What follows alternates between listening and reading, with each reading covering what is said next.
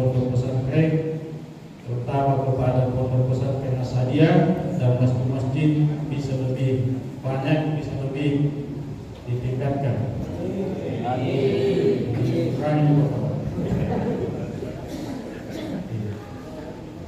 Beliau di tengah saya teman-teman kantor.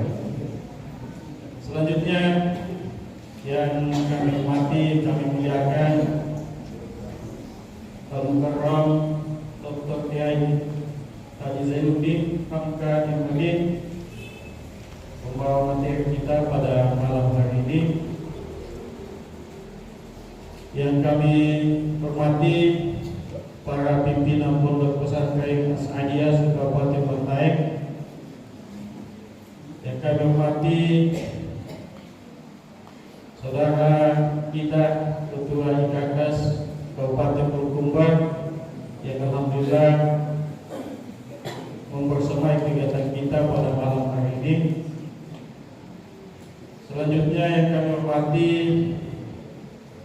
para lurah Ireng-Ireng, ya beliau ini bersama juga dengan saya di Bantik. Dan ini kami titik di Kelurahan Ireng-Ireng. Insyaallah beliau siap bekerja untuk masyarakat, siap mengabdi, dan saya termasuk menjamin bahwa beliau akan berkinerja baik, karena saya termasuk orang yang mengusulkan beliau Bapak Bupati untuk menjadi lurah yang pernah salah-salah kenapa gitu ya gitu. Hadirin wal hadirat yang tidak bisa saya sebutkan satu persatu yang kami hormati dan kami banggakan. Alhamdulillah, puji syukur kita panjatkan kehadirat Allah Subhanahu wa taala, di mana pada malam hari ini kita masih diberi nikmat kesehatan, nikmat kesempatan, dan nikmat iman, sehingga kita bisa berada di tempat ini dalam rangka memperingati HAUD ke-71 hari Bukta Kiai Haji Muhammad As'ad, pendiri As-Sadia Pusat Sikap yang ke-71.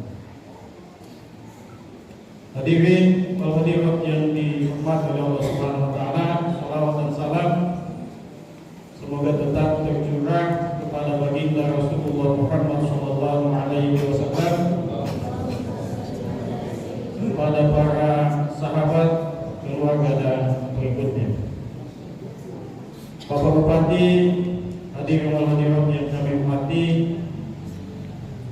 malam ini adalah malam yang keempat kami memperingati HAUD Bukta. Pertama di Tapoko, kemudian yang kedua di Masjid Agung, ketiga di Masjid Takwa Tompong, dan malam ini di Masjid Darussalam Ireng-Ireng. Sejak berdiri IKKAS Kabupaten Bantaeng sudah 4 kali kita laksanakan. Tujuannya tentu seperti yang disampaikan tadi oleh Ketua Panitia. Pertama, untuk menjalin silaturahmi dengan sesama alumni. Kemudian yang kedua, kita mau supaya sosok Kiai Haji Muhammad As'ad bisa lebih dikenal oleh masyarakat luas. Begitu juga ajaran-ajaran beliau supaya diketahui oleh masyarakat, khususnya di Kabupaten Bantaeng. Saya selaku Ketua DPD IKKAS perlu juga menyampaikan kepada Pak Bupati atau Pak Kabag Kesra bahwa alumni-alumni As-Sadia di Kabupaten Bantaeng ini telah berkontribusi nyata dalam berbagai bidang, terutama di bidang pembinaan mental dan spiritual atau keagamaan. Hampir semua mubalik yang ada di Kabupaten Bantaeng ini didominasi oleh alumni-alumni As-Sadia, bukan hanya alumni dari As-Sadia Pusat Sekam, tetapi dai-dai dan mubalik yang dilahirkan oleh beberapa pesantren, pondok pesantren yang Tentu ini semua perlu kita apresiasi, perlu kita ucapkan terima kasih atas kontribusinya, dan melalui kesempatan ini saya minta kepada teman-teman alumni, mari kita tingkatkan kontribusi kita kepada pemerintah, kepada masyarakat luas, agar masyarakat tahu bahwa alumni As-Sadia adalah alumni-alumni yang mampu berkontribusi di berbagai bidang. Saya yakin dan percaya Bapak Ibu bahwa teman-teman sukses, baik itu di pemerintahan maupun dalam pekerjaannya, itu karena di dalamnya ada berkah dari As-Sadia. Ya, ini tidak bisa kita mungkin. Oleh karena itu, mari kita merasa bangga menjadi bagian daripada alumni As-Sadia atau yang sedang menuntut ilmu di pesantren As-Sadia. Yakin dan percaya bahwa kita ini insya Allah di samping kita bisa berkontribusi di bidang pembinaan mental dan spiritual atau keagamaan, bisa juga berkontribusi di bidang-bidang lainnya, dan insya Allah menjadi sukses. Hadirin wal hadirat yang kami banggakan, melalui kesempatan ini saya memohon kesediaan Bapak PJ Bupati untuk memberi arahan dan sambutan, begitu juga kepada anggota pembawa materi, dan yang terakhir saya mengucapkan sekali lagi terima kasih kepada teman-teman panitia yang telah bekerja keras sehingga kegiatan ini bisa terlaksana dengan baik. Begitu juga pengurus masjid, saya ucapkan terima kasih atas fasilitasi kegiatan yang telah diberikan kepada kami. Kami juga mewakili teman-teman DPD IKKS Kabupaten Bantaeng menyampaikan permohonan maaf yang sebesar-besarnya apabila dalam kegiatan ini ada hal-hal yang tidak berkenan di hati Bapak Ibu. Demikian, wabillahi taufiq wassa'adah. Wassalamualaikum warahmatullahi wabarakatuh.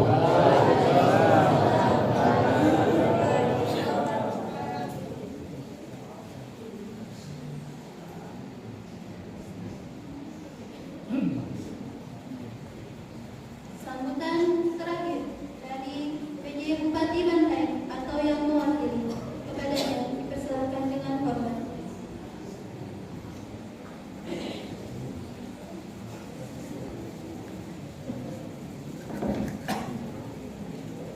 Bismillahirrahmanirrahim. Assalamualaikum warahmatullahi wabarakatuh. Alhamdulillahirabbil alamin, wassalatu wassalamu ala asyrafil anbiya'i wal mursalin sayyidina Muhammadin wa ala alihi wa sahbihi wa man wala amma ba'd. Yang kami hormati Pembulu atau beliau, yang kami hormati Bapak Camat Bantaeng sekaligus Ketua IKKS Kabupaten Bantaeng. Beliau adalah senior kami.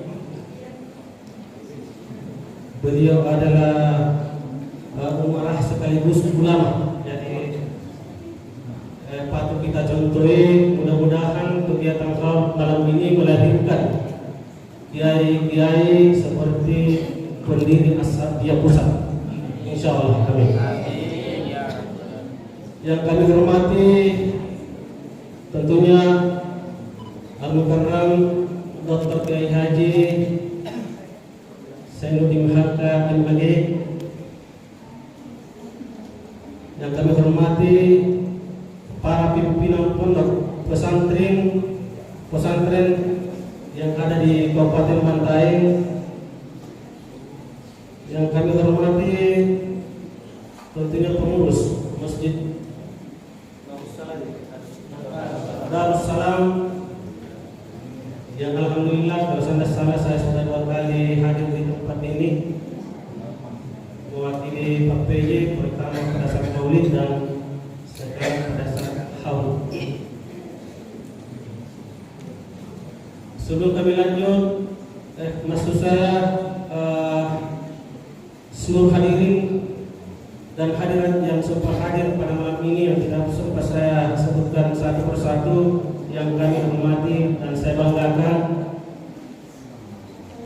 Alhamdulillah malam ini kita kembali ditakdirkan oleh Allah Subhanahu wa taala untuk berkumpul di tempat ini.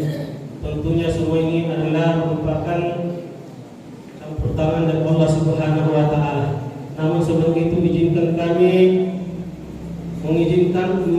menyampaikan salam dan permohonan maaf yang sebesar-besarnya dari Bapak PJ Bupati yang sedianya malam ini beliau ingin sekali menghadiri acara ini, tetapi sesuatu dan lain hal sehingga beliau mengamanahkan kepada kami untuk mewakili beliau. Alhamdulillah, mudah-mudahan acara kita sebentar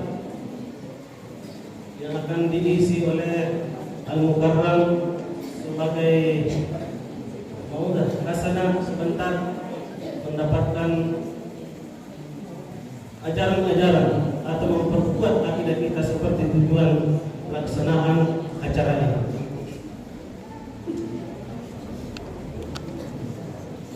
Tentunya pemerintah Kabupaten Bantaeng sangat mengapresiasi dan mensupport kegiatan-kegiatan seperti ini, karena tentunya kita orang-orang Bantaeng yang harusnya berupaya untuk selalu berusaha bagaimana supaya ajaran-ajaran yang diajarkan oleh beliau tetap kita laksanakan. Mudah-mudahan kegiatan seperti ini ke depan tetap bisa terlaksana di Kabupaten Bantaeng ini. Tentunya ucapan terima kasih yang tak terhingga dari pemerintah Kabupaten Bantaeng, baik kepada Ketua IKAKAS beserta seluruh alumni As-Satiyah, ada saya Al-Mukarram Dr. dari Haji Hamzah Israil, guru kita hadir juga sebagai pondok pesantren. Beliau yang pertama mengenalkan saya kepada pondok pesantren yang ada di Bogor. Terima kasih Pak Kiai. Kami juga direkrut untuk menjadi panitia di dalam pesantren ini. Tentunya harapan pemerintah semoga acara-acara seperti ini tetap kita laksanakan, oleh karena di samping akan mempererat silaturahmi di antara kita, tentunya ajaran-ajaran beliau tetap harus kita laksanakan dan tidak tertutup kemungkinan Allah menurunkan rahmatnya bahwa akan ada orang-orang seperti beliau yang sudah 71 tahun meninggal masih diperingati. Itu artinya bahwa ada sesuatu yang beliau tanamkan atau ajarkan kepada kita yang memang tidak bisa kita abaikan dan tidak bisa kita lalaikan. Mudah-mudahan beliau di alam sana mendapatkan rahmat akan segala usaha dan doanya selama ini. Saya kira hanya ini yang sempat kami sampaikan. Sekali lagi kami ucapkan terima kasih banyak atas kontribusi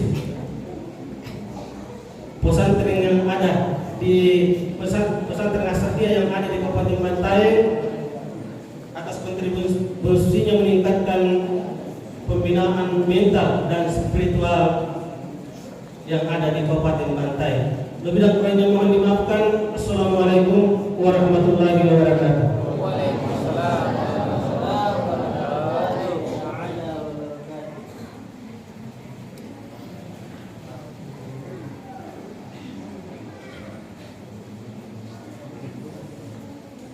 Baiklah, marilah kita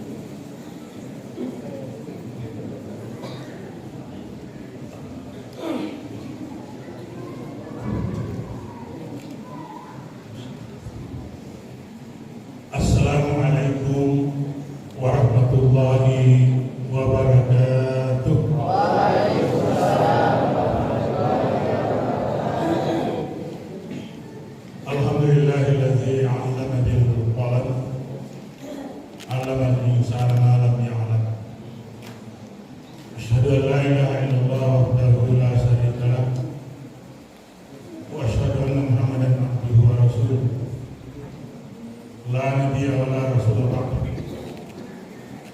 اللهم صل وسلم على سيدنا محمد وعلى آله وأصحابه أجمعين أما بعد وقد قال الله سبحانه وتعالى في القرآن الكريم وهو أصدق القائلين أعوذ بالله من الشيطان الرجيم بسم الله الرحمن الرحيم يرفع الله الذين آمنوا منكم والذين أوتوا العلم درجات إلى آخر آيات. صدق الله العظيم وصدق رسول النبي الكريم ونحن على ذلك من الشاهدين والشاكرين. Bapak Bupati atau Ibu Menteri yang saya hormati, Bapak Camat, ini adik saya dari Asadia yang amat baik, dan saya hormati para lurah yang saya hormati, Al-Mukarram Dr. Hamzah Israel, dan keluarga saya hormati para pimpinan pesantren yang tidak sempat saya sebut namanya satu persatu yang saya hormati, hadirin dan hadirat yang insya Allah mudah-mudahan semuanya diberkati dan dimuliakan oleh Allah Subhanahu wa taala. Amin ya rabbal alamin. Amin. Pertama-tama mari kita bersama-sama memanjatkan puji syukur kehadirat Allah Subhanahu wa taala karena pada malam hari ini kita bersama-sama berkumpul di tempat ini bersama-sama untuk memperingati haul anggota almarhum Kiai Haji Memon Hasan. Mudah-mudahan pertemuan kita malam ini yang disebut tadi oleh Ketua Panitia dan Pak Camat mulai menjadi wadah silaturahim sekaligus menjadi wadah untuk memperkokoh akidah Islamiyah yang telah ditanamkan oleh almarhum Kiai Memon Hasan, yaitu akidah Ahlus Sunnah wal Jamaah. Selanjutnya saya mengucapkan terima kasih karena ya saya berumur 65 tahun baru bisa menginjak tempat ini. Saya pernah ke sini tapi bukan di pesantren ini. Saya tergolong ya sebenarnya mau dikatakan sebagai tamu atau pendatang boleh juga, tapi sebenarnya bisa dikatakan sebagai ahlul bait, sebagai penduduk setempat, karena ada beberapa alumni dari saya yang merupakan teman saya. Di antaranya sudah 40 tahun saya tidak ketemu, yaitu Kiai Haji Abdul Haid. Itu satu angkatan Kiai SMK bersama-sama. Ada Haji Muhtar Nono, dosen di saya sama-sama dosen UI. Ada Pak Musalim Ilyas, ada Asis Noci di Bulukumba, Nasruddin Filo. Itu banyak sekali alumni dari sini, Banten dan Bulukumba itu yang sama-sama saya diasari, dan semuanya sudah jadi dosen. Safar juga lama dosen dulu, semuanya jadi dosen. Seperti tadi yang disinggung oleh Pak Camat. Jadi alhamdulillah kita mendapatkan keberkahan di Asadiyah, termasuk ada kita Pak Camat ini dia bisa jadi camat karena dia pernah menimba ilmu di Asadiyah. Mudah-mudahan bukan hanya berhenti di situ, dia masih muda. Kita berdoa mudah-mudahan tentunya bisa menjadi bupati bahkan. Ini siapa yang mau menjadi bupati kalau bukan generasi berikutnya? Kalau kita sudah MPP ya tentu yang akan mengganti adalah generasi berikutnya. Tadi ada yang disinggung sebelum saya masuki judul inti mulai satu sana. Saya mau mengulangi tentang beberapa cerita karena saya di makalah saya itu lengkap sekali hanya 50 menit tadi terbatas. Hanya ingin tadi saya memperkuat bahwa Gurta itu ketika kembali ke Seka dan Buka, memang prioritas utamanya adalah menjernihkan akidah masyarakat yang ada di Wajo, khususnya di Sulawesi Selatan pada umumnya, dari akidah yang menyimpang. Bahasa lainnya adalah dari musyrik. Karena ini yang sangat berbahaya waktu itu di Seka. Merajalela selain dia salah puasa, zakat, haji berbulan-bulan, tapi masih ada praktik-praktik yang masuk dalam kategori syirik. Nah, di antaranya saya masih sempat dapat, jadi ada yang melihat, kalau kita lalu lihat ukurannya, lalu di situ ditentukan bahwa Anda akan menjadi orang kaya. Tidak boleh kita tentukan. Kalau dikatakan biasanya, kalau begini uratnya, biasanya insya Allah bisa menjadi kaya. Itu biasanya. Jadi fi'il madhi. Fi'il madhi itu fi'il madhi. Jangan mengakui fi'il madhi. Itu fi'il madhi, pernah dia mengakui. Akhirnya dia tidak mau katakan terbakar tangannya. Nanti yang baik. Kita kan tidak ada yang mau baik, tapi kalau dikatakan nanti terbakar tangannya, masa bodoh. Jangan menyanyi nak nyelesai. Nanti bersuamikan orang tua. Itu ditanya orang tua kita. Semuanya bukan di situ tujuannya. Apa hubungannya nyanyi nyelesai dengan bersuamikan orang tua? Enggak ada. Tapi kalau itu yang disebut, pasti kita tidak menyanyi. Cuma dilarang menyanyi itu malah dalam agama dia juga untuk ambil sarung baru tutup kepala baru digigit. Semakin mengedap, semakin digigit itu sarung. Insya Allah ini akan tahan. Maaf saya punya ini baru tapi cukup ini asal semua ya. Itu saya praktekkan ini. Kalau saya mulai besar dari dulu, besar baru baru gigit, semakin saya mengendam semakin segigitnya rapat. Yang kedua, di situ banyak kuman. Kok mau menyanyi di situ? Kuman itu kan terbang bisa masuknya, bisa berbahaya. Tapi kalau itu disebut nah jangan duduk di bantal, nanti kena bisu. Apa hubungannya menduduki bantal dengan bisu? Kan disebut misalnya dirusak bantalnya, masa bodoh. Tapi ini yang paling berat ini ketika kalau itu tadi masih masuk kategori ya musyrik, syirik yang pertengahan. Apa namanya? Ahli nujum. Sebenarnya ada nujum yang dibolehkan. Saya punya bapak itu ya ilmu falak ya. Sekarang ramalan cuaca. Kalau mulai terbit bulan, mulai dari 1, 2, dan 3 di situ dia katakan, oh nah, biasanya kalau begini modelnya bulan, hujannya banyak. Biasanya, artinya pernah terjadi. Saya perhatikan dulu itu banyak hujan, dia catat itu di bukunya. Tiap tahun dia pelajari, ternyata berlalu ternyata benar. Itu namanya fi'il mahdi. Kalau tidak begitu lagi ya, saya mengatakan biasanya. Kalau tidak lagi kembali biasanya, itu kita urusan apa kan? Boleh itu jadi ramalan cuaca, boleh asalkan jangan dipastikan. Sama tadi. Karena ramalan cuaca sekarang ada kalanya benar, ada kalanya salah.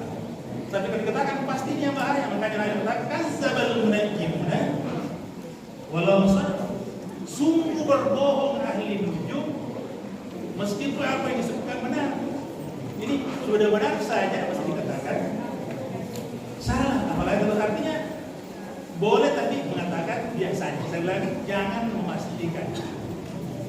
Itu boleh. Kan dalam agama ada juga ini disebut dengan tafa'ul.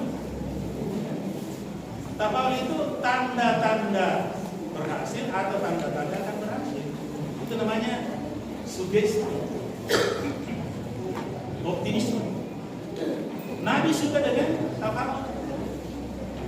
Ketika Nabi mau berangkat, sedang kalau ada suara-suara yang menyebut suara-suara, ada suara-suara berhasil.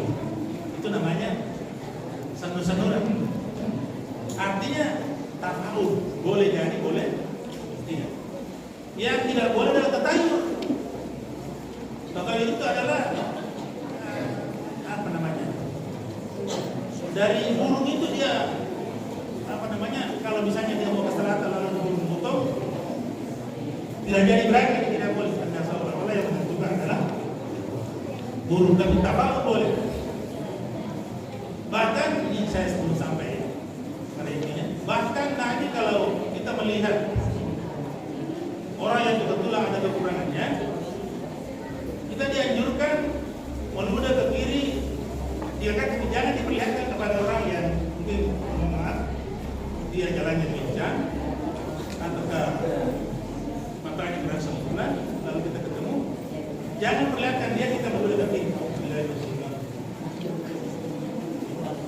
Niatnya mudah-mudahan urusan yang saya urus tidak ada hubungannya dengan orang yang kali ini yang kita sebut.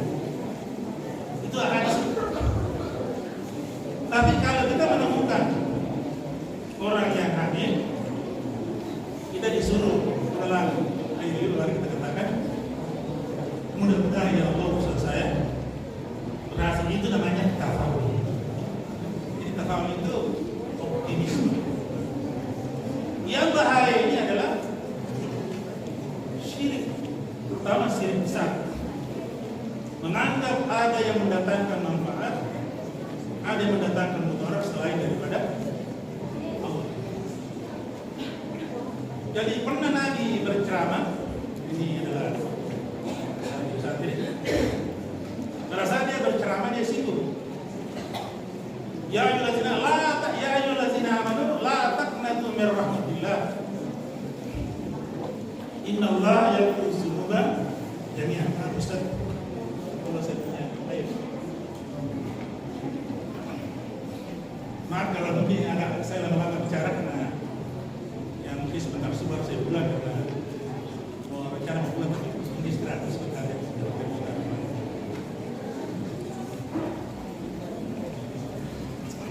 Ketika Nabi membaca ayat itu, orang-orang yang beriman jangan putus asa dari rahmat Allah. Innallaha yaghfiru dzunuba jami'an. Innahu huwal ghafurur rahim. Jangan putus asa dari rahmat Allah. Sesungguhnya Allah akan memaafkan seluruh dosa. Innahu, sesungguhnya Allah itu Maha Maaf. Ada yang berdiri di belakang sahabat Nabi. Awisyirku billah ya Rasulullah.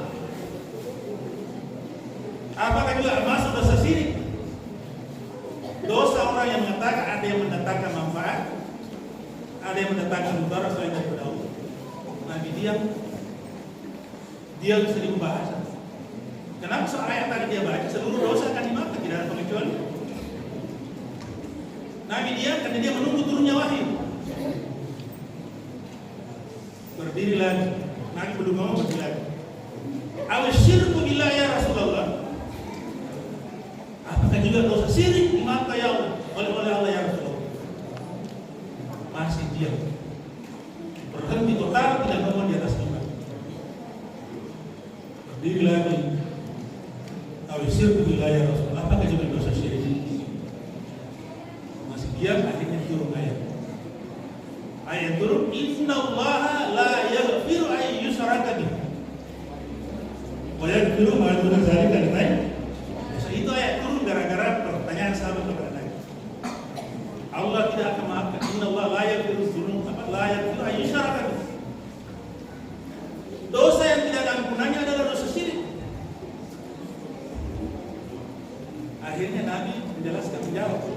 kecuali saya mohon maaf membunuh kalau taubat dan nasuha bisa dimaafkan.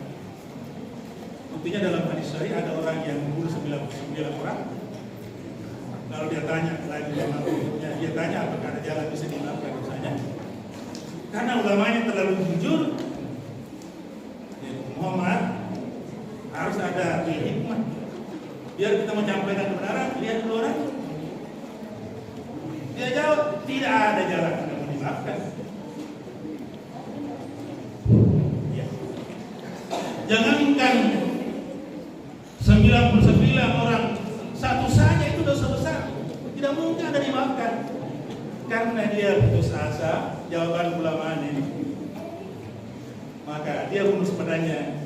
Kalau begitu tidak ada jalan dimaafkan, saya cukupkan 100. Akhirnya dipotong lagi, hadis sahih panjang, cukuplah 100. Jadi coba saya katakan ini orang berdakwah tidak ada metodologinya. Bukan bil hikmah wal mau'izatul hasanah. Jadi bupati, jadi camat, jadi apapun, jadi guru. Lihat situasi. Ada hadis, wa darihim ma kunta fi darihi wa ardi ma kunta fi ardi. Kalau Anda berada di situ, lihat dulu masyarakatnya. Wa dari ikuti dulu di situ. Ma kunta fi dari, atau bahasa lainnya di mana tanah diinjak, situ lagi di. Artinya jangan langsung datang di situ lalu mau mempersalahkan saya sebelum tahu. Ini orang yang bijak. Makanya penting untuk diketahui kondisi masyarakatnya di situ. Apakah masyarakat itu imannya sudah kuat atau baru pemula? Kalau sudah kuat imannya silahkan. Sebuka ayatnya dan hadisnya, tidak perlu bahasanya langsung sudah kuat. Tapi kalau baru pemula jangan coba-coba. Cukup 100. Tapi ternyata dia tidak putus asa. Datang lagi kepada ulama yang satu. Kalau di hadis dikatakan pendeta, tapi saya cenderung mengatakan ulama. Ya pendeta kan juga itu dulu sama dengan ulama. Datang di ulama berikutnya, dia tanya, hai ulama, hai ustaz, hai pak kiai, saya ini orang berdosa. Saya sudah membunuh 100 orang, apa masih ada peluang dimaafkan dosa saya? Kata ustaznya yang kisah Arif, jangankan 100, 1000 kau bunuh, kalau tobat nasuha itu dimaafkan. Sama-sama ulama tapi jawab berbeda. Apa yang terjadi? Ditunjukkan ada anak kampung di situ, ada asal dia di situ di ereng-ereng. Kesana menggabung mengaji supaya kamu diberi ilmu yang berarti Ahlus Sunnah wal Jamaah. Datanglah. Jalan dari rumah ini saya gambarkan. Ternyata dalam perjalanan tiba ajalnya dijabur oleh Allah. Berdebat antara malaikat yang mencatat kebaikan dan yang mencatat kejahatan. Malaikat yang mencatat kebaikan dikatakan ini adalah orang saya, penghuni surga. Yang kedua atau tidak, ini adalah saya punya penghuni neraka. Datang malaikat itu mengatakan, "Mama ini bukan dongeng, ini hadis saya ceritakan." Malaikat ini mengatakan, "Diam, saya ukur. Kalau sudah lebih jauh perjalanannya menuju ke pesantren asal di daerah ini berarti ini adalah orang baik. Tapi kalau baru berapa kilo dari rumahnya, kemudian diukur ternyata sudah hampir sampai di pesantren ini. Ini saya sengaja kebukakan ini. Ternyata dosa yang lain saya tidak membuka peluang, berbuat zina, mencuri, narkoba itu dosa besar, tapi itu masih bisa dimaafkan. Tapi kalau dosa syirik, ini yang ada, tidak ada ampunan.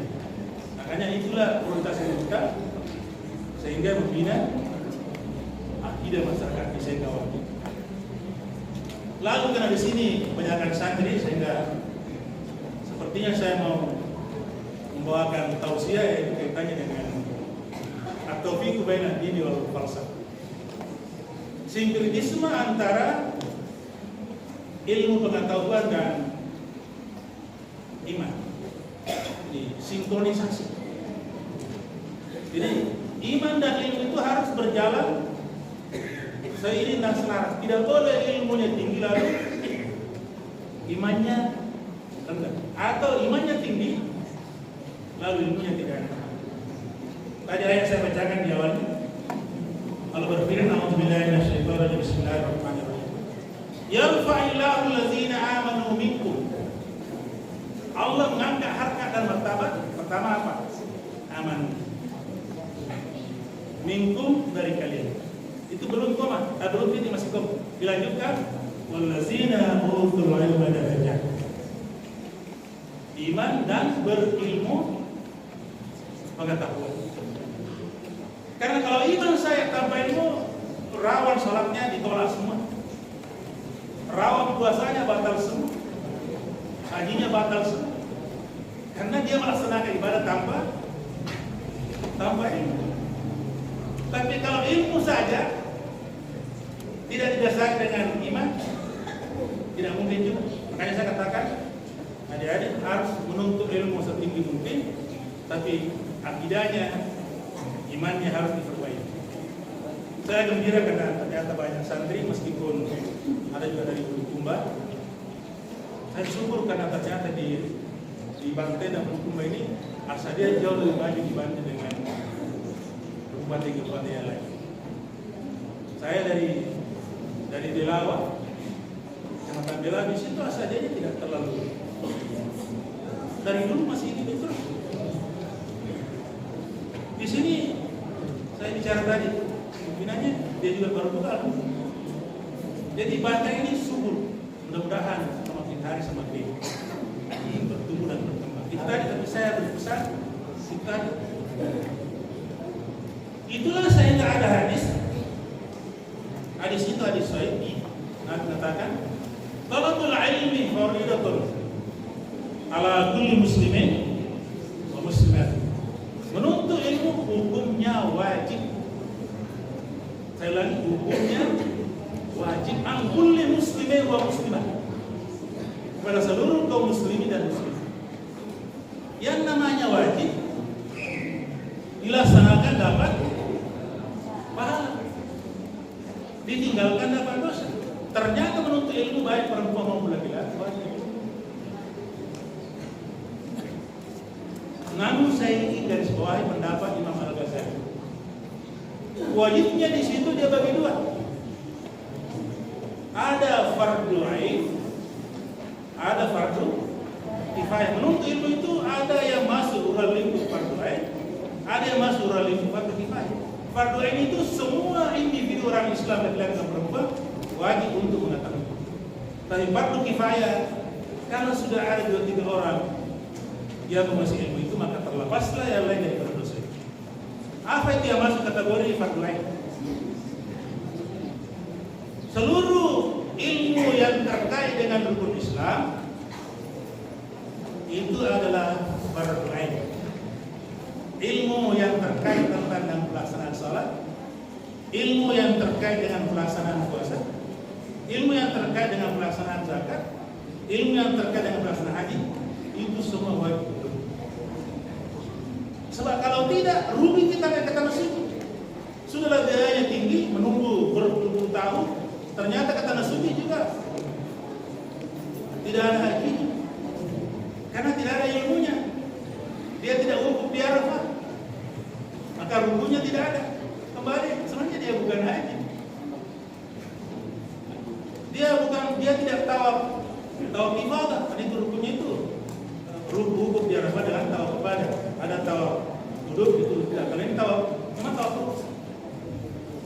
Puasa tidak sah puasanya karena dia tidak niat. Salat ada salah satu rukun salat dia tidak lakukan. Berapa rukunnya salat? Salat lakukan 17 enggak. Tidak baca Fatihah, tidak baca tasyahud akhir, tidak tumanina. Mungkin salatnya sudah berkumpulan, tapi tidak pernah salatnya diterima. Itulah pentingnya ilmu, terutama yang terkait dengan rukun Islam. Tapi ilmu yang masuk fardu kifayah, ilmu pertanian, ilmu kedokteran, asal sudah ada 1, 2, 3 dokter, terlepaslah orang banyak dari dosa. Tapi kalau tidak ada dokter, seluruh dunia orang berdosa. Setelah tidak mungkin saya dipihak, kan dipanggil. Ada orang mau dioperasi. Masa saya mau dipanggil? Itu mempercepat kematian. Mau dibedah. Kan dia dokter ahli, jangan mustahil dipanggil. Makanya fardu kifayah. Pertanyaan banyak. Apa Pak Adi terkena hama were? Jangan Pak Dokter Hamzah Israel yang dipanggil. Karena itu bukan bidangnya. Kalau mau dipanggil untuk beri tausiah, panggillah dia. Tapi kalau mau disuruh bagaimana caranya mengobati tentang hama ini, itu bukan urusannya. Makanya tadi fardu kifayah. Sama dengan sholat jenazah itu hukumnya fardu kifayah. Kalau sudah ada orang yang sholat jenazah, yang lain tidak terlepas. Tapi kalau tidak ada yang sholat jenazah, seluruh bangkai berdosa. Jadi ini tadi begitu pentingnya ilmu pengetahuan, tapi harus berjalan seiring selaras dengan ilmu. Al-Ghazali, saya beri contoh di sini. Menarik ini. Saya masih ingat ada salah satu buku namanya Al-Haqiqatu fi Nazmil Ghazali. Ditahqiq oleh Dr. Sulaiman. Di situ Al-Ghazali menggambarkan tentang pentingnya beriringan berjalan antara iman dan ilmu.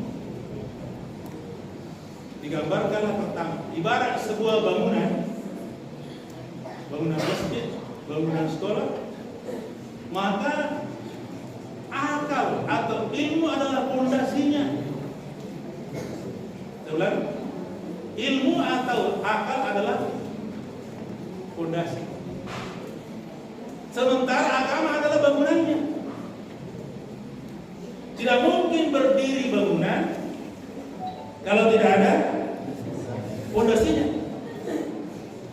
Dan tidak ada artinya pondasi kalau tidak ada bangunannya. Masa pondasi saja berpuluh-puluh tahun? Ilmu ini. Jadi orang yang ilmunya tinggi tapi tidak ada imannya baru membangun pondasi. Tapi orang yang tidak punya ilmu tapi imannya tinggi, tidak mungkin juga berdiri bangunannya karena tidak ada pondasi. Itu hebatnya Al-Ghazali.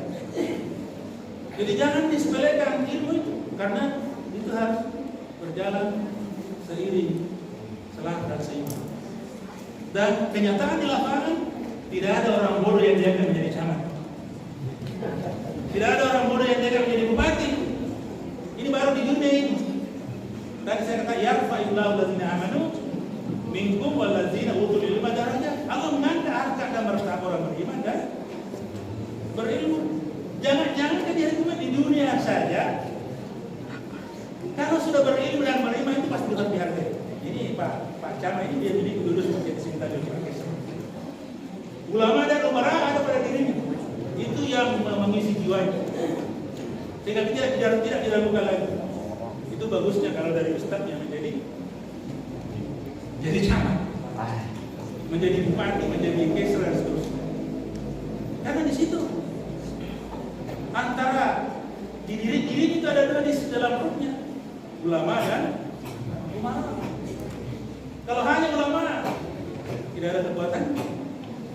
Maksud saya, ya itu tadi kan kalau ada orang berbuat dosa, mar'ani mungkaran, kalau ada orang berbuat kemungkaran, robalah dengan kekuatan.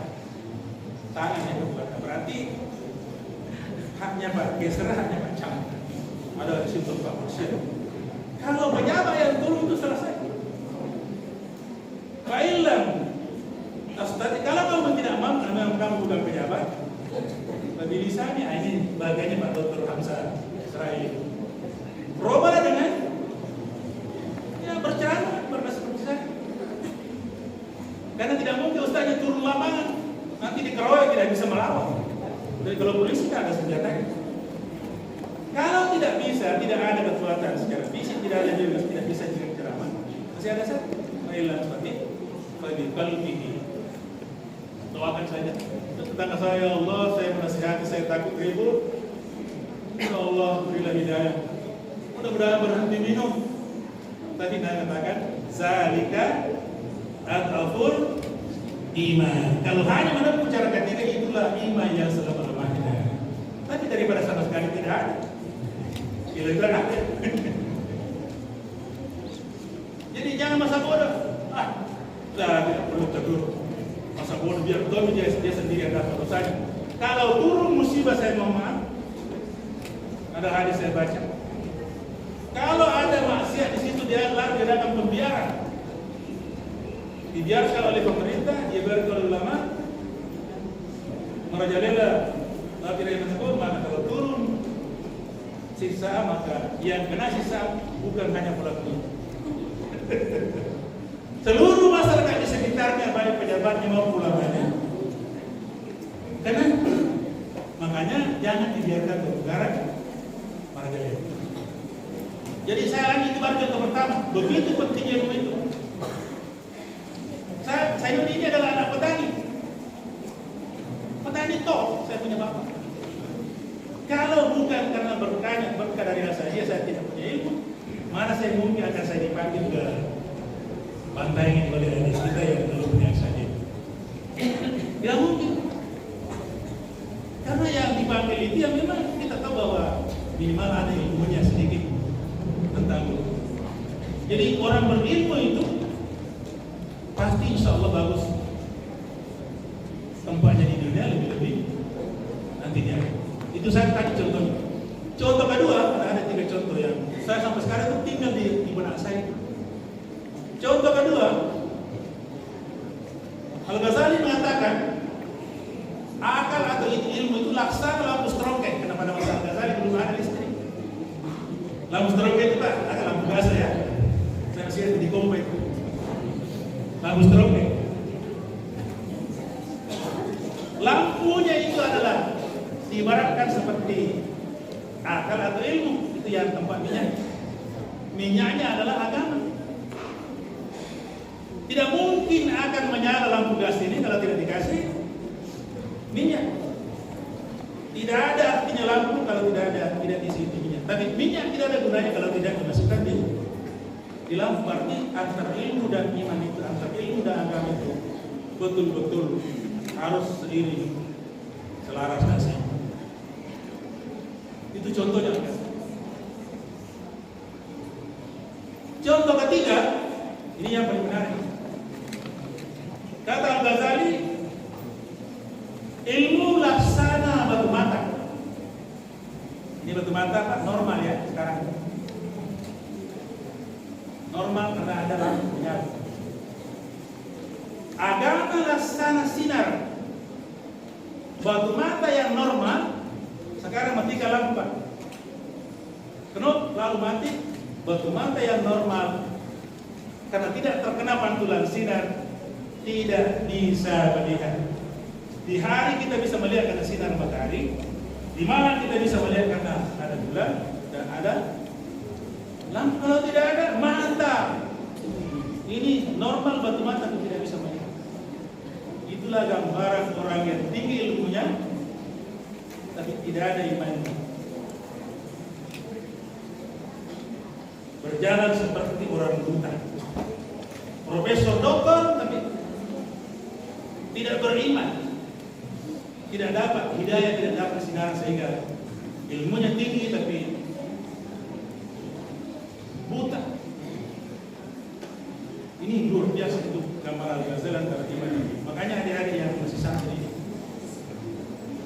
belajarlah mumpung masih muda. Saya terus terang meninggalkan orang tua itu sejak tahun sanawiyah sampai selesai doktor. Kalau terus nanti waktu itu baru saya pulang ke orang. Dan itu betul-betul saya selalu sadar bahwa sudahlah saya orang miskin, orang tua saya petani, gak ada lagi di sekolah ranking terakhir. Tidak ada gunanya saya sekolah. Semua penderitaan saya alami, miskin sudah, bodoh sudah, saya harus jadi ranking. Itu Ustaz. Di sini yang saya sebut tadi, Pak Hai itu saya selalu gantian ranking itu. 1 sampai 3, situ saya berputar dengan dia. Kalau dia riki 1, saya riki 2, berikutnya saya 1, dia 2 dan seterusnya. Dan itu harus dengan kesungguhan. Sama-sama orang kasihkan, saya mau maaf. Sama-sama ke pesantren di sini di Banteng ini, pulang ke rumah isinya tidak sama. Ilmu yang diperoleh tidak sama. Karena tergantung dari kesungguhan. Ini ada di kelas saya ini semua yang masuk Pak Dokter itu ada sudah jauh dari belakang. Malah angkatan saya dia kasih kuliah di SEKA. Ini saya terlalu cepat jumpa saja jadi banyak yang saya tidak ketemu di SEKA, tidak tahu saya. Padahal saya tergolong senior. Dulu saya masih hidup Duta Yunus Martan, kalau dia keluar Maulid, saya selalu ceramah sebelumnya. Urian Maulid, Anjur Arsa Abdullah, pandangan kemudian guru nasihat. Dan saya senang kalau sudah pulang di mobil, diberi petunjuk saya kalau bagus tadi ceramahnya terlalu panjang. Udah berita pintarnya. Nah, kali ya. Berita di bawah, saya kata cuma ceramah begini nanti. Tadi itu pelan-pelan pendek apa cuma. Jadi itu saya selalu diingatkan Arsa Abdullah, Arsa komika tadi terlalu rapat ceramah.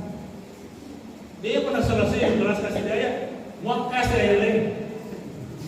Waktu itu ada saya dia dari sebelah kasih pulang. Ada orang ceramah lebih 20 hari sana. Ayat lebih 30 lainnya. Ini sama negara itu bahas. Musik ini asal pada seni judulnya. Nah bahas ini puasa, nah bahas ini sakit haji. Akhirnya orang pula bingung mana yang tadi ini kena berkata dia suruh haji berikutnya. Ini kan ayatnya banyak. Ayat itu maha masuk. Jadi itu tadi saya mohon maaf.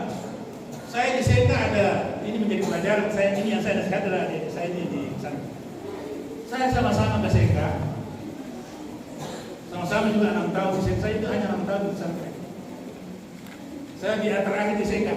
Dia negara biaya mendengar. Waktu itu tidak ada dokteran di SEKA. Hanya sampai di BA jadi semester 6, 7 di lagi di Hadiah yang Padang. Ini teman saya sama-sama 6 tahun di SEKA, tapi pulang ke Belawa disuruh khutbah tidak bisa, disuruh imam tarawih tidak bisa. Hanya itu tetangga saya bertanya, kenapa bisa begitu? Nah sama-sama pada 6 tahun saya bilang, biar dia 10 tahun biasa dia. Kalau hanya kasihkan tidur dan buang air besar, nggak ada gunanya. Orang mengaji di masjid, di rumahnya ngerok. Oh ya mana caranya? Orang pergi ke Calacit, saya jalan kaki ke Calacit, kemudian sekitar kaki. Saya jalan kaki karena tidak ada sepeda. Saya jalan kaki pakai sarung. Itu berapa kilo itu saya jalan kaki dari Sungai Bila ke Calacit. Ngaji di situ sekitar kaki di sore. Jadi ikut di masjid, ikut di sesudah Isya, ikut subuh, ikut sore selama 6 tahun. Tadi teman saya juga 6 tahun, tapi hanya klasikalnya saja. Yang lain pada yang terpenting dia saja itu, yang paling banyak kita dapat ilmu itu yang bentuk pesantrennya. Kita mampu membaca kitab kundur. Dan saya mohon maaf, saya sudah singgung sama alumni di sini. Saya sudah doktor, tapi ilmu saya sebenarnya yang saya peroleh dia saja tidak ada tambahan. Di S1, S2, S3 itu hanya pengulangan. Saya sudah pelajari semua di SEKA, lalu pelajari di S1. Bahasa Arab mana justru terjemahan bahasa Indonesia. Di SEKA kita gundur Alfiyah Ibnu Aqil, Balaga, Mantik, Arudi, bahasa Arab semua. Dia yang dipelajari tidak ada balaga, tidak ada ilmu mantik, tidak ada arudi. Bahasa Arabnya pun terjemahan bahasa Indonesia. Kita di situ kita kundur. Makanya sampai sekarang, alhamdulillah, saya 6 tahun di Jakarta. Saya kuliah di dokter kan sudah selesai masih 3. Di mana-mana saya bisa beri pengajian. Kalau di RT itu 2 kali sebulan. Mengajar kita, karena itu modal saya dari saya. Kalau bukan dengan saya dia, nggak ada modal saya. Nah itu tidak dilakukan, apalagi seperti Pak Ustadz ini dia sudah selesai di ma'hadnya, kiainya di situ. Jangan lupa kalau sudah 3 tahun di ma'had itu ulama besar itu, sudah doktor itu. Hanya kita mau ada ijazah S1, S2. Sebenarnya kalau ilmunya sudah ilmu dokter. Nah banyak di sini dari 2 banting rumah itu sudah selesai ma'had, meskipun belum selesai. Ilmu sudah jadi bisa membina pesantren, bisa jadi menjadi ustaz, kemana-mana itu ilmunya tidak diatur. Makanya tadi itu di kasambut aja Pak Dokter.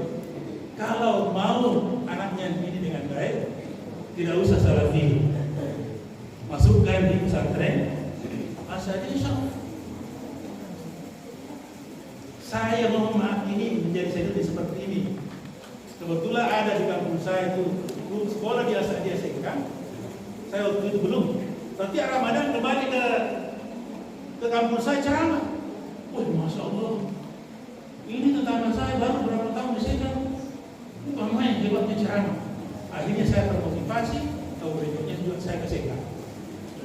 Ternyata tadinya dia kembali ceramah, hanya sampai tamat alia berhenti menjadi pedagang di pasar. Terong kaya dia tapi tidak sampai menjadi status. Saya alhamdulillah berkat dia saya terdorong.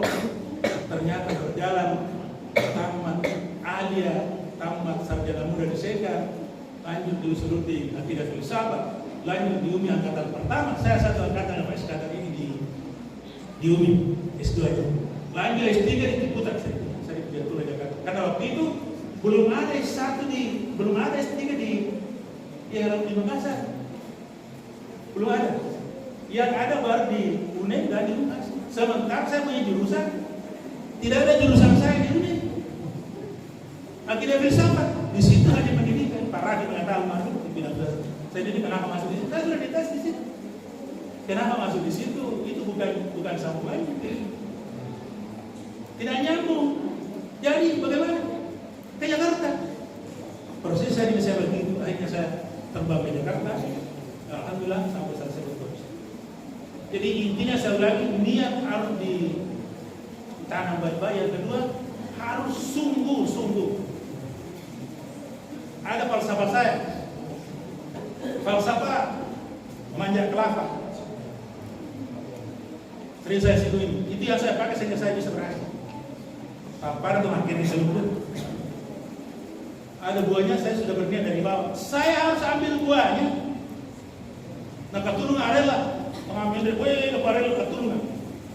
Oh 10 wali-wali, dia daripada wali buat atau memang no. Maka orang beli tahu macam ni sudah lah udah teman masuk. Dia bawa pisau wala dibuat. Sana terus dikeroyok oleh Arila Sumarek. Dia bawa pisau. Pura banyak juga wala-wala sini apa kata ini falsafah kita. Aja lalu membuat pisau daripada murad dibuat. Sebab nareko banyak sekolahnya asal-asalan. Nah itu betul masuk sekolah tadi. Di sana nak kena problema terlambat pak menjawab kuliah. Nak kini ngasur abo, ikut nak menerima kuliah. Terus saya ikut menerima kuliah ini sebabku. Apa dah muda terlalu kali. Mana kayak ngasur semua. Mana kayak ngasur mana Jepang nama kuliah pada sebabku terlambat ini kan. Bagaimana tidak terlambat? Berbagai laut.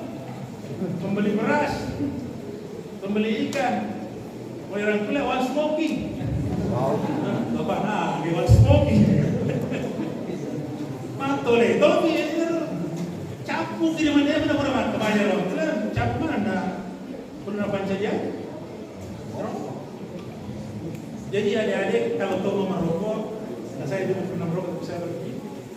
Suatu saya kalau sekolah saya tidak pernah merokok. Karena ingat, kalau Anda merokok yang Anda bakar adalah bapaknya. Tengah mati, dia petani, banting tulas perakan ini, weh. Nyampe nyawan matole capu.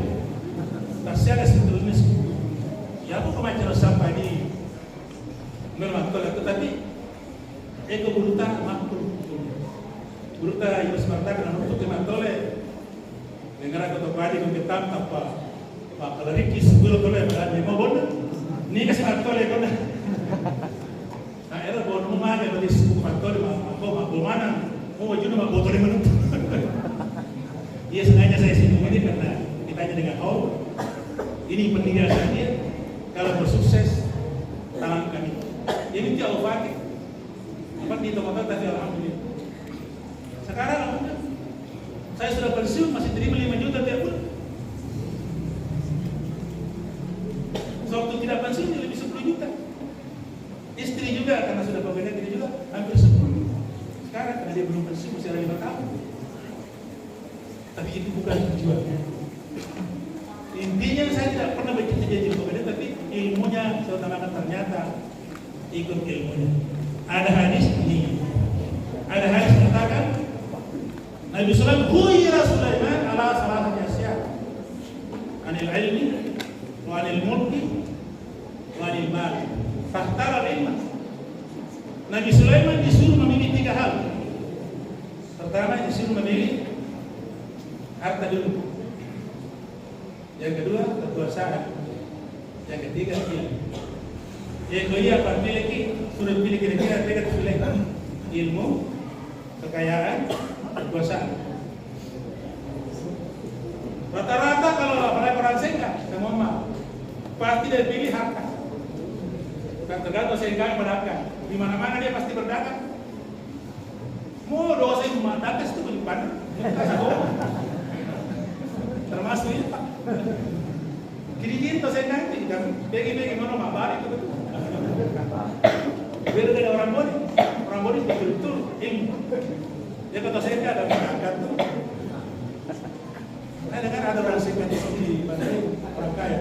Ada itu cirinya orang singkat.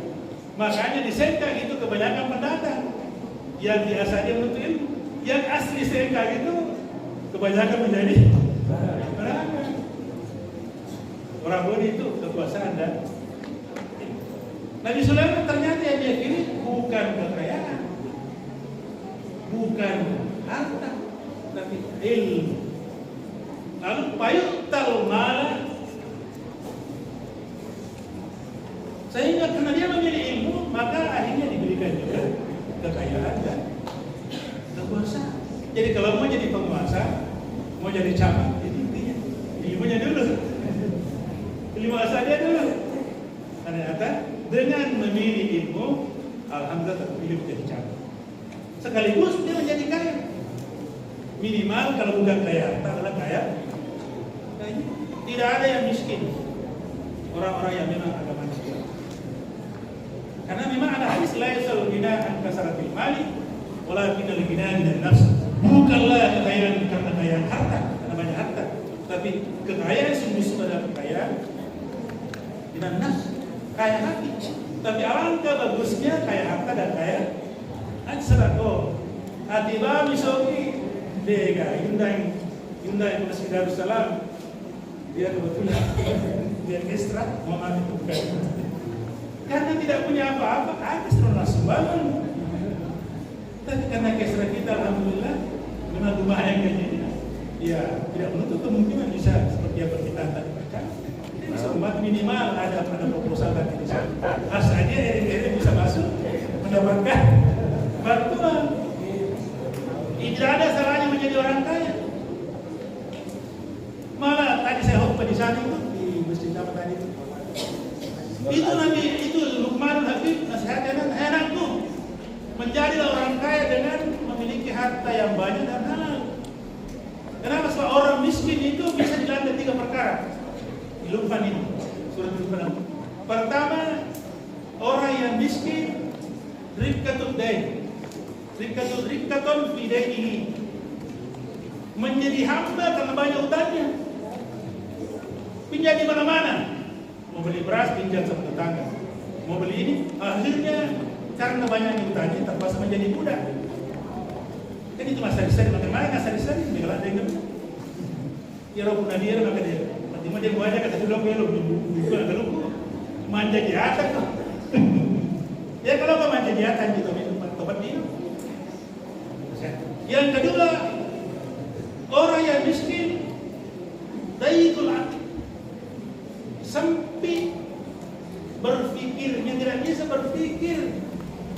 Kemarin itu liu yang malah Saudi. Dia kan dia lemah Pak. Dia lemah. Di kemarin dia mati dengan awal. Dia pada wajah itu. Lah Saudi boleh. Itu yang kedua. Yang ketiga, nah ini bahaya. Karena banyak utangnya, hilang kewibawaannya. Di mana dia berada tidak ada wibawa, datang tak menambah, perminta mengurangi. Atau pun mau nggak pergi tukang mengurangi? Melo bebas suka dengan ini, ikut melo. Itu Lukman ini. Mama saya tambahkan karena terlalu banyak tadi Lukman saya sadari karena bilang saya nampak Umar itu baru sini dia mau berapa juga. Yang kedua Umar mengatakan aja begitu dah melo doang, melo sote mereka kasih sopiran. Neke dengan usahamu tinggal rumah mau sejadah melo doang. Dia pakai dokter di mama dia pakai dokter aja. Ada Umar mengatakan, karena sudah tahu tidak pernah hujan dengan hujan emas dan hujan perak. Hujan air, artinya bagaimana menjadi orang kaya, betul tidak memiliki kau. Sedangkan lagi Pak Jokowi yang dipakai lebih banyak aja belum tentu. Apalagi kalau dia nyentuh kamu bilang, ini Umar, saya tidak suka orang yang selalu berdokumentan kaya, tapi kerjanya hanya duduk berdoa. Silakan duduk berdoa sesudah itu baru berusaha. Yang paling parah lagi Ibnu Abbas. Saya tidak suka orang yang kerjanya hanya sama sekali bukan urusan dunia, bukan juga urusan desa kan Roy. Masalah harta digagal orang berani, sunat sumpah digagal. Masalah akhirat tambah sempadan, tambah puasa, dosa pada sih kau. Inilah orang bangkrut di dunia, bangkrut di akhirat. Dia kan bisa duduk. Bapak ini kulino, itu dibayar. Itu tadi, istilahnya saya singgung ini supaya jadi motivasi. Biarlah kita jadi miskin harta tapi kalau toh misalnya tidak bisa, tapi alangkah bagusnya dua-duanya. Karena ternyata Nabi Muhammad dia adalah awalnya pedagang kami, berikutnya menjadi pedagang, kemudian menjadi rasul, bahkan pedagang. Umar makalar itu tanah. Jadi jangan pandang itu makalar. Ali justru naik di atas gunung ambil batu baru dijual. Ini sahabat Nabi. Jadi tidak benar kalau dikatakan Khalifah itu hanya kerjanya mengurus dan tidak. Itu paling jelas sekali. Nah, itu lebih berharga. Lebih menjadi penjual batu ambil di gunung daripada meminta-minta. Karena orang yang meminta-minta di dunia bukan dalam keadaan terpaksa, dibangkitkan nanti di hari kemudian. Tidak ada daging di mukanya. Semua dia kalau ketemu runtuh mendoa mereka ingin dia tahu benar benar. Jadi kau mana jam dilalim dengan miskin Bismillah. Beda dengan memang orang yang miskin yang penjara itu wajar. Banyak yang terjadi sebenarnya dia orang sehat mampu tapi terjadi minta itu tidak baik. Al-yadul ulya khairun min yadis syaflah. Tangan yang di atas orang lain jauh lebih baik daripada tangan yang di bawah yang selalu meminta-minta. Dan bahkan rezeki yang paling bagus adalah rezeki yang diperoleh dengan keringat sendiri. Itu luar biasa. Ekoi mabingkul dar anggota putih koi masih pak. Tapi koi ini sila lalona ini kita sila pecah. Coba masih ada kayak kita, kita. Jika anak-anak itu tak pecah, beda kalau kita yang Krison 50 tahun apa hasilnya bulan. Saya ulangi, kalau mau menjadi orang kaya, jadi pedagang. Tapi kalau mau menjadi orang yang tenang, jadi apa? Jadi petani. Dia kan jauh-jauh pada itu. Itu tak kami yang tenang. Kalau dia nasau kita ke tumpah di sini tahu aja. Apa cinta itu begitu terang, betul loh jangan masih terangkan. Dia, jadi dia itu dapat darah besar. Pak Galuh itu pemain luar biasa lihat pantai. Masih ada sebuah berleda, pandang berleda. Di kosong lihat pandang sebelah satu. So gini lah ke pantai Pak. Dia nasi rumah ni pega ni barang, pega ni berlena, pega ni cengkena, pega ni merica, pega ni coklat. Dia mana daerah subuh. Saya sering tak lihat tapi pagi yang sudah ini di televisi untuk main kekayaan pantai di sini, perlihatkan bentuknya apa. Itu saya sering lihat juga mantan bupati diwawancarai tentang kehebatan pantai.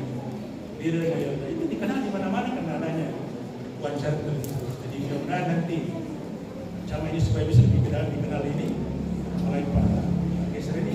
Salah satu cara dengan undang itu yang perempuan itu untuk untuk wawancara itu. Akhirnya pantai itu dikenal di mana-mana. Saya sudah mungkin habis pelurinya. Saya diganti dengan pejabat. Ya memang seperti itu. Tidak mungkin kita terus menerus. Di sebagai kesimpulan, jadikanlah haul peringatan kita ini dari situ menjadi wadah untuk silaturahim. Dan orang yang selalu menyambung silaturahim, itulah orang yang banyak rezekinya dan panjang umur. Hadisnya Ustaz itu hadis sah.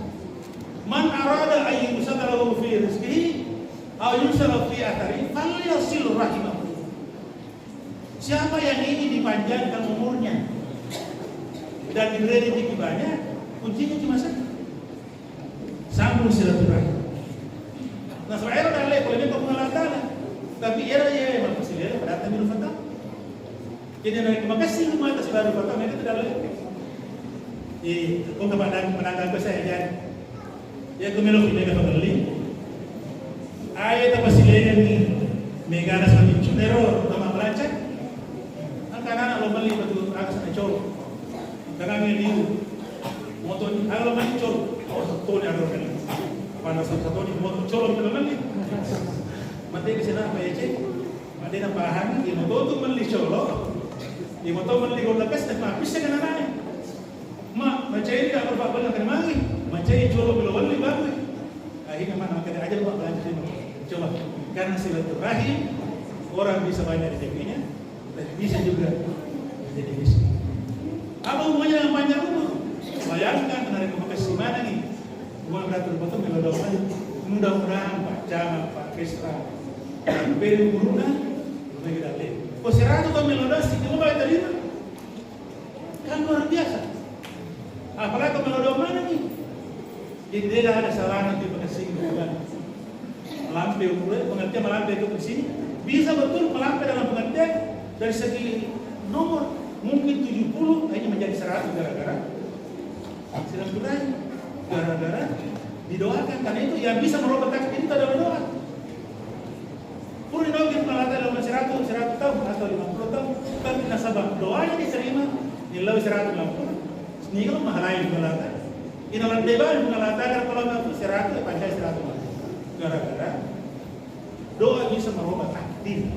Kalau Allah mengenai salah satu di antaranya dengan doa sesama bunga yang baik. Tapi ada tahu masih ke pendidik ada terjadi di kampung saya. Nalapui motor. Ini kita nalapui motor, nasa lepas itu nasa. Maka ni nasa itu nama atas. Wasa ni mati. Coba jalan. Mari nak wasa ni mati. Mari ada cendera mati. Tahu jalan itu. Sini kompres ke daerah ada yang mana nasasa. Pada saat kecelakaan dia serahkan, "Kau kasih makan mati ni kan?" Mana kau makan mati ni kan? Ini buktinya. Tapi nak kau makasih ni, masya Allah, masyarakat, maklum rumah sakit, kau yang kasih itu kasih lada tu, kau yang maklum iman maklum. Ini saya bilang jadi tadi intinya itu silaturahim dan persamaan tidak berpegang tidak sunnah wal jamaah. Aja lalu di Banten ini namanya akidah Wahabiyah.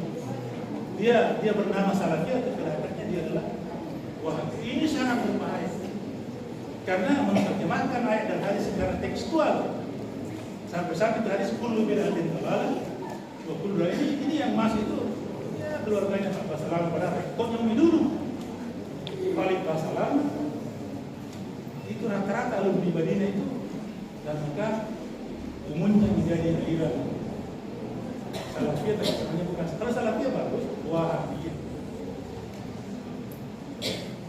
Dilarang siaran kubur, dilarang membaca Al-Quran, padahal semua kita masuk di pesantren seperti Pak Ustaz tadi, kembali terus berkelahi dengan bapak. Karena diterima di pesantren seperti itu, tidak boleh makan sandi, tidak boleh mau, semuanya bid'ah adalah boleh diketahui dari bid'ah asalnya. Karena waktu sudah memaafkan. Dalam panjang dalam kisah ini pasti terkait terlalu lama. Kalau kita ini yang tidak bekerja mereka ini banyak yang dipikirkan. Makanya waktu biasa dia saya kaitan yang keriti itu ada dari sopan keriti. Guru tidak ada gajinya, kenapa kita ini semua terima kasih tidak bertentangan ajaran yang diterangkan guru dan yang kita praktekkan. Saya jawab, guru kita itu memang keikhlasannya tidak seperti itu. Kita ini sudah digaji belum tentu bisa bekerja optimal. Guru tanya ini gaji, nah ikhlas itu, tapi untuk bisa lebih ikhlas gaji. Dan ternyata itu nih, yang mula-mula merintis gaji itu bukan Anita dia diterima gaji. Ini nggak boleh. Abu Bakar itu, Umar bin Khattab itu adalah pembaharan, merintis Baitul Mal, merintis Dewan Judi, tentara, merintis polisi dan digaji. Alasannya kalau tidak digaji gubernur, wali kota, camat, lurah, pegawai negeri, bagaimana mau bekerja optimal? Punya anak, punya istri, lalu kerjanya satu hari di sekolah, tidak ada gajinya, tidak ada menjadi guru, tidak ada menjadi camat, apa gunanya? Saya satu hari di kantor mengurus masyarakat lalu tidak punya apa. Jadi kalau saya itu sudah diperlakukan di era umat dan berlangsung sampai sekarang. Dan itu bukan salah. Itu ijtihad daripada Umar bin Khattab dan ternyata diterima oleh ulama-ulama di seluruh dunia. Karena ikhlas itu bukan berarti tidak ada. Saya mohon maaf, keliru orang mengatakan ikhlas itu tidak ada sama sekali. Ikhlas itu bukan di sini. Ikhlas itu berbuat semata-mata karena Allah, bukan sama sekali tidak ada. Artinya berangkat suatu badan karena tujuan ibadah. Ikhlas itu baik dilihat maupun tidak dilihat sama saja. Kalau mau lihat orang ikhlas, atau kita minta atau tidak, berapa berarti macam. Tapi kalau ada orang nanti lagi kalau lihat itu ria itu. Barangkali ini dari tertarik diminta untuk saya berdoa. Mari kita sama-sama berdoa mudah-mudahan kita dipanggil sebagai ibadah. Amin ya rabbal alamin. Ya rabbal alamin ya ilahi hamdulillah masjidah. Ya rabbal alamin alhamdu kama yanbaghi li jalali wajhika al-karim wa subhanahu. Allahumma shalli wa sallim ala sayyidina. Allahumma iftah bainana wa baina wa baina qawmina bil wa anta khairul fatihin. Allahumma tawwil a'marana wa sahhi ajsadana wa nawwir qulubana wa sabbit imanana wa wassi arzaqana wa ila al-khairi qarribna wa al-sharri abridna wa qdi hawaijna fi din wa dunya wal akhirah innaka ala kulli syai'in qadir. Sebelum kita tutup, mari kita sama-sama membacakan Fatihah. Kita niatkan untuk pahala kepada guru almarhum Kiai Haji Muhammad Hasan. Ila haziniyah wa kulli al-Fatihah.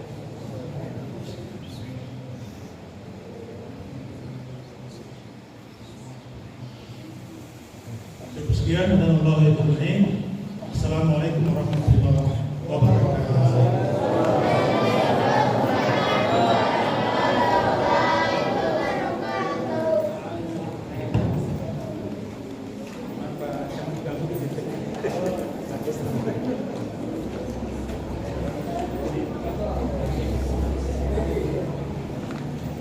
Itulah